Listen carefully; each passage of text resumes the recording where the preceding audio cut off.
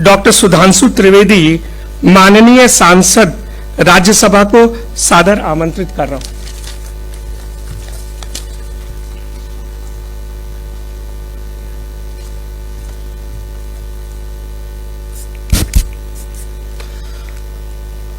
मंच पर विराजमान उत्तर प्रदेश की माननीय राज्यपाल एवं इस विश्वविद्यालय की कुलाधिपति श्रीमती आनंदीबेन पटेल जी, जिनके कुलाधिपत्व में विश्वविद्यालयों को एक नई ऊर्जा तो प्राप्त होती ही है, परंतु जिन्होंने कुछ नए अभिनव प्रयोग, जैसे अभी आपने कुलपति जी के उद्बोधन में सुना कि विश्वविद्यालय अपने सामाजिक सरोकारों का भी निर्वहन कर सकें, तो चाहे आंगनबाड़ी से जोड़ना हो, आर्थिक दृष्टि से कमजोर बच्चों से जोड़ना हो, दिव्यांग बच्चों से जोड़ना हो, इस ढंग के अभिनव प्रयोग करने के जो उन्होंने उदाहरण प्रस्तुत करे हैं, मेरे विचार से उस हेतु उत्तर प्रदेश के समस्त विश्वविद्यालय कृतकृत्य अनुभव करते हैं।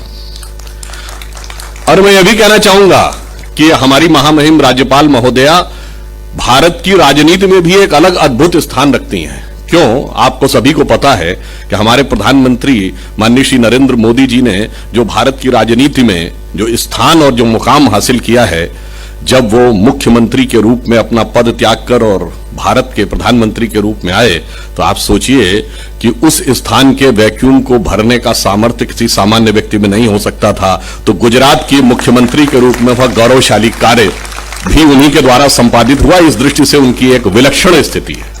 विश्वविद्यालय के कुलपति हमारे पुराने मित्र डॉक्टर विनय पाठक जी, जब हम लोग IIT में PhD के दौरान आते थे तो उस समय हमारे गाइड यहाँ के निदेशक ही थे, तो उस समय संपर्क में लगातार रहते थे।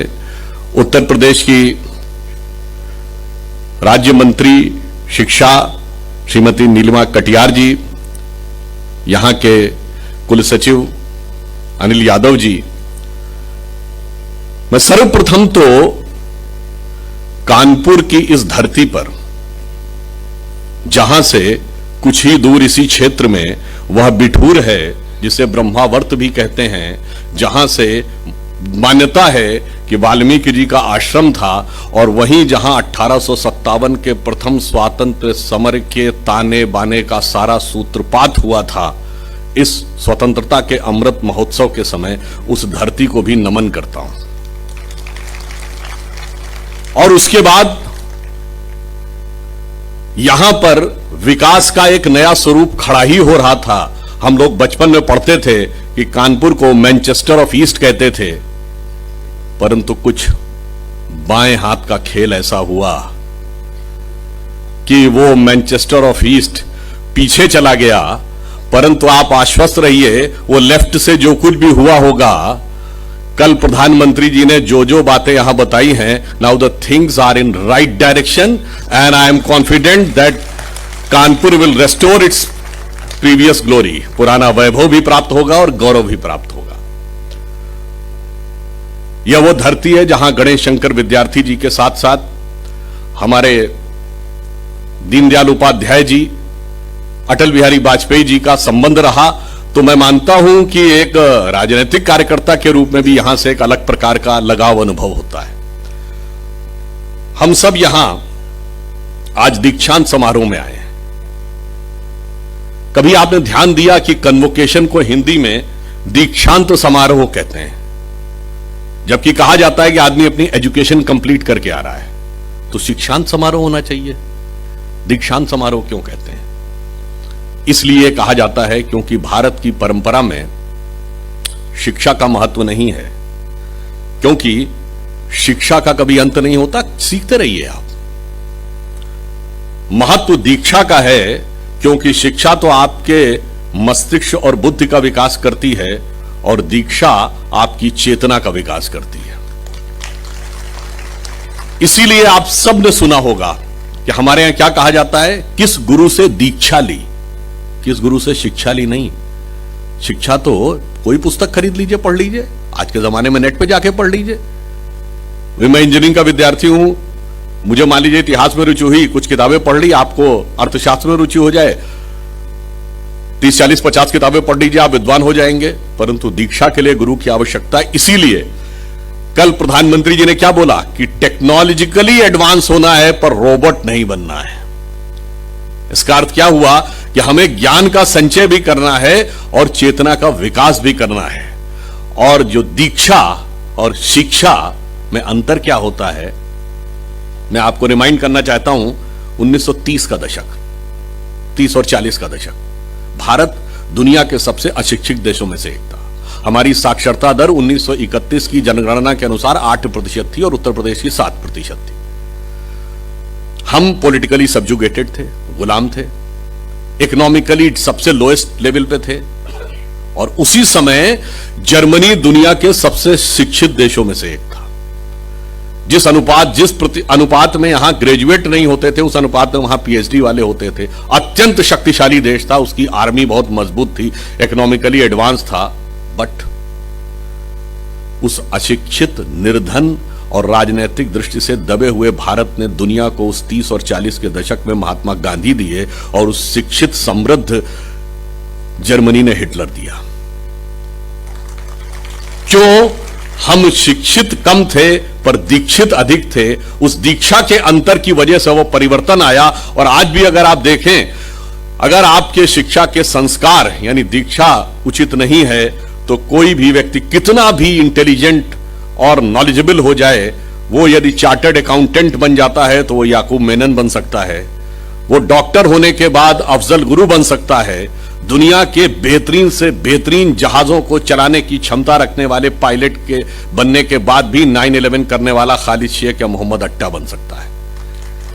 इसीलिए यह बात कही गई है कि हमारे लिए चेतना का विकास, इसीलिए गुरु की आवश्यकता है और इसीलिए इस विश्वविद्यालयों में आने की आवश्यकता है जो आपकी कॉन्शियसनेस को एक नए लेवल पे ले जाते हैं। और ये हम जाते कैसे हैं? मैं एक उदाहरण के द्वारा बताना चाहता हूं कि जब सेकेंड वर्ल्ड वॉर खत्म हुआ और मानवाधिकार का विषय बहुत ज्यादा उठने लगा, तो उस समय यूनाइटेड नेशंस का ह्यूमन राइट कमीशन बना, ह्यूमन राइट चार्टर। तो दुनिया के जितने बड़े बड़े महापुरुष थे, सबको एक एक चिट्ठी लिखी गई कि आपके हिसाब से कौन से 2, 4, 5, 7, 8, 10 ऐसे ह्यूमन राइट्स हैं जो कि इसलिए जरूरी है कि सबके ह्यूमन राइट इंश्योर हो सके, क्योंकि ज्यूज का होलोकॉस्ट हुआ था उस समय। ऐसा नहीं कि मेरे जीने का अधिकार दूसरे की कीमत पे नहीं होना चाहिए। तो चिट्ठी महात्मा गांधी के पास भी आई, जूलियन हक्सले ने लिखी थी और महात्मा गांधी का जवाब सबसे अलग था। उन्होंने कहा, my illiterate but wise mother has told me. शब्द को गौर करिएगा, my illiterate but wise mother has told me that if you want to ensure and everybody's human right, in my opinion there are only fundamental duties, there is no requirement of fundamental rights. क्यों? उनकी अशिक्षित परंतु विवेकशील मां ने कहा था। और यह विवेक कहां से आता है? आप देखिए, भारतीय समाज में परिवार से आता है।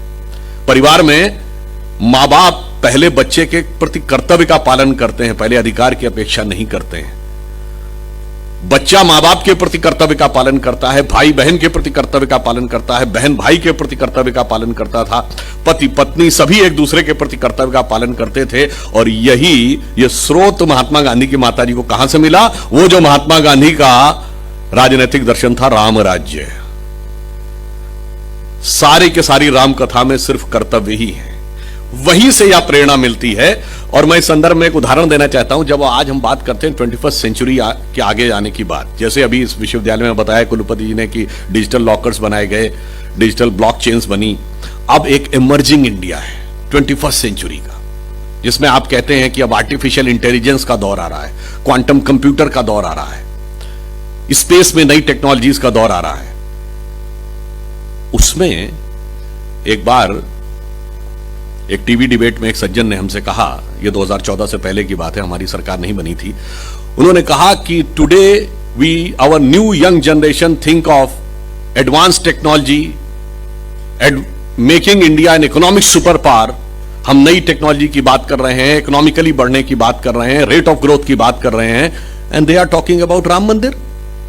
हाउ डज राम मंदिर fits in the emerging economical superpower technologically advanced 21st century India? अब बताइए, प्रश्न कठिन है ना। आप क्या कहेंगे? अरे नहीं, कोई बात नहीं, वो धर्म संस्कृति की बात है, परंपरा की बात है। परंतु ऐसा नहीं है। हम भारत को सिर्फ इकोनॉमिक सुपर पावर नहीं बनाना चाहते, टेक्नोलॉजिकली एडवांस ही नहीं बनाना चाहते। तो बहुत से देश रह लिए छोटे छोटे, Japan, Hong Kong, Taiwan, Singapore, Macao. आज आप में से पता हो सबसे ज्यादा पर कैपिटा इनकम किस देश की है दुनिया में? सिंगापुर। यानी टेक्निकली वो सबसे अमीर देश है, बट क्या वर्ल्ड लीडर है? नहीं। If you want to make India the world leader, then other than this economy, technology, military might, हमें एक सर्टेन सेट ऑफ वैल्यूज को दुनिया के सामने रखना होगा, क्योंकि वही वैल्यूज इंस्पायर करती हैं, वही वैल्यूज आपको एक स्टेटस देती हैं। और एंटायर ह्यूमैनिटी जिन वैल्यूज को देख सकती है, वो वैल्यूज अगर किसी एक कैरेक्टर में हैं तो वो है भगवान राम। क्योंकि दुनिया का इतिहास भरा पड़ा उन उदाहरणों से, जहां भाई भाई को मारकर गद्दी पे बैठता है, बेटा बाप को मार के गद्दी पे बैठता है। उसके कंट्रास्ट में वो उदाहरण की भाई की खड़ाऊ रखी हुई शासन हो रहा है और पिता के कहने पे जंगल जा रहे हैं। मुझे लगता है कि ये श्रेष्ठतम मानवीय मूल्यों का प्रतीक था। इसलिए 21वीं सदी का महान भारत बगैर उसके बनना ही नहीं संभव था। और मैं एक और बात कह दूं, कई बार हम लोगों को इस विषय का जानकारी नहीं होती है, हम लोग ध्यान नहीं दे पाते हैं। आपने कभी ध्यान दिया कि राम रावण का युद्ध होता है तो रावण के 10 ही सिर क्यों थे, 5 या 15 क्यों नहीं? और 10 सिर थे तो एक सर कटता था, दूसरा काहे उगाता था? और तुरंत क्यों उगाता था? भगवान क्यों नहीं रोक पाते थे? ये कहानी नहीं है, ये एक गहरा दर्शन है, गहरी फिलॉसफी है। और अगर रावण के 10 सिर भी थे तो उसका नाम 10 शीश, 10 ग्रीव, 10 कंधर, दशोदर कुछ भी हो सकता था। दशानन क्यों है? 10 मुख वाला क्यों है? एक्चुअली में 10 की फिगर का अर्थ है कि हमारे शरीर के अंदर 10 इंद्रियां होती हैं। रावण हमारे शरीर की वह प्रवृत्ति है जो 10 इंद्रियों के खुले हुए मुख, यानी 10 इंद्रियों की बहिर्मुखी पिपासा का प्रतीक है। एक सर कटता था, दूसरा उगाता था। इसका अर्थ यह होता है कि यदि कोई आप एक इच्छा पूरी करिए, immediately it will get replaced by other, even God can not stop it. इसीलिए अब उसको कौन समाप्त करेगा? उसको समाप्त करेगा वह ईश्वर राम। राम शब्द का अर्थ है रमन्ते इति रामः, यानी वह तत्व जिसमें सारा का सारा ब्रह्मांड अवस्थित है, वह राम है। राम के पिता कौन है? दशरथ। जब 10 इंद्रियों को रथने की क्षमता आती है तो हृदय में वह तत्व पैदा होता है जो 10 इंद्रियों की बहिर्मुखी पिपासा को मारता है, तब जाके धर्म की स्थापना होती है। इसलिए यह समझने के लिए बेसिक बुद्धि जिनको नहीं होती है वो इस प्रकार के प्रश्न उठाते हैं, जैसे फंडामेंटल कोर्स ना पढ़ा हो और एडवांस कोर्स के ऊपर टिप्पणी करने लगे, कोई फिजिक्स केमिस्ट्री मैथ ना पढ़ा हो और इंजीनियरिंग के बारे में व्याख्या करने लगे। उसी प्रकार के हमारे तमाम महानुभावों ने इसको व्याख्या की। और इसीलिए तुलसी ने लिखा कि ये क्या है? ये घटना के साथ इतिहास भी है। उन्होंने कहा, कहत परम पुनीत इतिहासा, श्रवण ही करत सकल भ्रम नाशा। इसको आप सुनिए, समझिए, सारा भ्रम नाश हो जाता था। इसलिए 21वीं सदी के महान भारत में यह आवश्यकता थी। अधिक समय न लेते हुए एक आध बिंदु की तरफ आपका और ध्यान आकर्षित करूंगा। जब मैंने कहा ना इस तरह की विषय लोगों को समझ नहीं पाते थे, एक पॉइंट और पॉइंट आउट कर दी। चूंकि हम यहां विश्वविद्यालय में है, कहा जाता है कि हमारे सब प्राचीन ग्रंथ थे वो श्रवण परंपरा में आते थे, बोलकर। चूंकि लिखना आता नहीं था लोगों को, इसलिए वो श्रवण परंपरा में चलते थे, सुन सुना के। ये बताइए, हमने नक्षत्रों तक की गणना कर ली और इतनी अप्रोप्रिएट गणना की कि आज तक हमारा पंचांग सही है, और हमें लिखना नहीं आता था। वास्तविकता यह है कि हमारी जो सामर्थ्य थी वो इतनी आगे हो चुकी थी कि वहां पर लिखने की आवश्यकता नहीं रह जाती थी। अब एक छोटा सा उदाहरण आपको बताता हूं। चूंकि जिन भाषाओं में मात्रा पाई नहीं होती, अब ये बताइए, छोटी ई और बड़ी ई आप लिख के समझा सकते हैं किसी को? बोल के ही समझा सकते हैं। इसीलिए हमारे यहां स्वर का महत्व था। हमारे यहां वैसी भाषाएं थी जिनको कि आप एक रिदम में ही बोल सकते हैं। इसके लिए बोलने की आवश्यकता थी, सिर्फ और सिर्फ लिखने से नहीं। अब जैसे उदाहरण के लिए शिव तांडव स्तोत्र में कहता है ना, जटाटवी गलत ज्वल प्रवाह पावित स्थले गले लंबे लंबिताम भुजंग तुंग मालिकाम, आगे डमट डमट डमट निनाद वट डमर वयम चकार चंड तांडव तनोतो न शिवा शिवम। अब ये डमट डमट डमट लिख के बता पाएंगे ना? अब चूंकि वो उनको समझ में नहीं आता था, इसलिए उन्होंने कहा, जिन भाषाओं में मात्रा पाई होती नहीं थी तो उन्हें स्वर आरोह और अवरोह का ज्ञान नहीं था, इस कारण से उनके मन में बात आई। उदाहरण के लिए एक और उदाहरण देता हूं। हम सब पढ़ते हैं कि जो प्लैनेट्स की बात हुई तो सबसे पहले प्लैनेट्स, 9 प्लैनेट्स किसने खोजे? केपलर ने। Kepler's law of planetary motion जिन्होंने विज्ञान पढ़ा है सबने पढ़ा होगा। 9 ग्रह सबसे पहले प्लैनेट बताए केपलर ने। ठीक है, अभी बताइए, पूजा के समय पढ़े हैं ना, ब्रह्मा मुरारी त्रिपुरांतकारी भानु शशि भूमि सुतो बुधश और गुरुश्च शुक्र शनि राहु केतु सर्वे ग्रहा शांति करो भवंतु। ये केपलर बताएं, पंडित जी बताएं। और इसमें महत्वपूर्ण बात यह है कि भूमि सुत मंगल को कहा गया। यह तो साइंस को अब पता चला कि एक थ्योरी है कि अर्थ से कभी बिलियंस ऑफ ईयर्स पहले एक टुकड़ा अलग हुआ, वो जाके मंगल बना, और भूमि सुत यानी भूमि का पुत्र मंगल को उसी जमाने में कहा जा रहा है। इसलिए मैं कहना चाहता हूं कि एक परिवर्तन की आवश्यकता है। इसीलिए जो नई एजुकेशन पॉलिसी लाई गई उसमें रिसर्च पर भी ध्यान दिया जाएगा, इंडियननेस पर भी ध्यान दिया जाएगा, और एक हर व्यक्ति को अलग अलग स्तर के ऊपर आगे जाने पर भी, जैसे अगर आप 1 साल का, पहले क्या होता था, 3 साल का ग्रेजुएशन है, अब किसी ने 2 साल किया और 1 साल नहीं कर पाया, उसका पूरा बेकार हो गया। तो अब यह है कि 1 साल किया तो सर्टिफिकेट कोर्स, 2 साल किया तो डिप्लोमा कोर्स, 3 साल किया तो डिग्री कोर्स, और 4 साल किया तो इंटीग्रेटेड डिग्री कोर्स। तो आपकी डिग्री कभी व्यर्थ नहीं जाएगी। और सबसे ऊपर एक एडवांस इंस्टीट्यूशन ऑफ रिसर्च का फाउंडेशन भी बनाने का निर्णय लिया। विश्वविद्यालयों को स्वायत्तता देने का निर्णय, टॉप की यूनिवर्सिटीज चुनी जाएंगी जो फॉरेन के साथ सीधे कोलैबोरेशन कर सकेंगी। इस प्रकार का प्रधानमंत्री जी ने एक नई शिक्षा व्यवस्था में लाने का प्रयास भी किया है। तो मैं सिर्फ यह कहना चाह रहा था, कभी कभी हमारा ध्यान नहीं जाता है किसी चीज के ऊपर कि हम जो कर रहे हैं उसका आपस में कनेक्शन क्या है। उदाहरण के लिए अगर आपसे पूछूं कि 21वीं सदी में अभी तक जो 21 साल गुजरे हैं, सबसे बड़ी साइंटिफिक खोज कौन सी हुई है? वो है गॉड पार्टिकल, जो जुलाई 2012 में यूरोप की सन लेबोरेटरी में खोजा गया, जिसका कि वास्तविक नाम है हिग्स बोसॉन। और उस हिग्स बोसॉन के 2 साइंटिस्टों के नाम पे है, इंग्लैंड के पीटर हिग्स और भारत के सत्येंद्रनाथ बोस। वहां से बोसॉन वर्ड लिया गया है। यानी अब 21वीं सदी की सबसे बड़ी साइंटिफिक खोज के ऊपर भारत के हस्ताक्षर दिखाई पड़ रहे हैं। और ज्यादा महत्वपूर्ण जानते क्या है? सन लेबोरेटरी के बारे में जिसने भी पढ़ा हो, आप उसकी लॉबी में जाइए तो वहां जानते क्या बने हैं? तांडव करते हुए भगवान शंकर की नटराज की मूर्ति बनी है।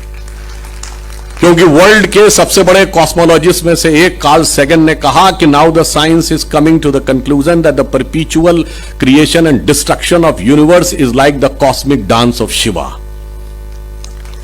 अब आप यूं समझिए कि जिस क्षण आप इस बात का विचार करते हैं, कुछ लोगों को लगता होगा ना, अभी प्रधानमंत्री जी ने जब काशी में कॉरिडोर का, विश्वनाथ कॉरिडोर का उद्घाटन किया, तो जब आपका सर श्रद्धा से भगवान शंकर के आगे झुकता है तो श्रद्धा का वह बिंदु उत्तर में अमरनाथ से भी जुड़ जाता है, दक्षिण में रामेश्वरम से भी जुड़ता है, पश्चिम में सोमनाथ से भी जुड़ता है, पूर्व में मल्लिकार्जुन से भी जुड़ता है, नेपाल के काठमांडू से भी जुड़ता है, पाकिस्तान के कटास राज्य से भी जुड़ता है, और यूरोप की सन लेबोरेटरी से भी जाके जुड़ता है। यह मैं इसलिए कह रहा हूं कि भारत की अखंड चेतना का विस्तार, व्याप इतना गहरा है कि उसे समझने के लिए एक अलग प्रकार की बुद्धि चाहिए। और इसलिए सन लेबोरेटरी का मैंने क्यों उल्लेख किया, उसमें गॉड पार्टिकल की बात कही। हम दुनिया के इकलौते देश हैं जिसके पास पार्टिकल का ज्ञान भी है, जिसके पास गॉड का भी ज्ञान है। तो हम उन दोनों का रास्ता निकालने की क्षमता रखते हैं।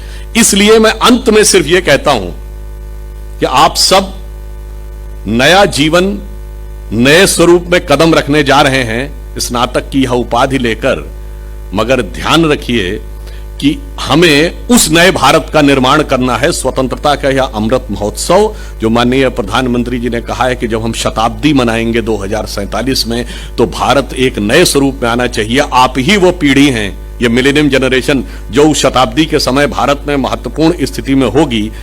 इसलिए हमें यह ध्यान रखना है कि हो गए हैं स्वप्न सब साकार कैसे मान ले हम, टल गया सर से व्यथा का भार कैसे मान ले हम, राष्ट्र को सब लोग भूले स्वार्थ है युग मंत्र सारा, वर्ग जाति विभेद की अब बह रही है कलुष धारा, इस अमा के तिमिर को अब अरुणिमा क्या मान ले हम, टल गया सर से व्यथा का भार कैसे मान ले हम।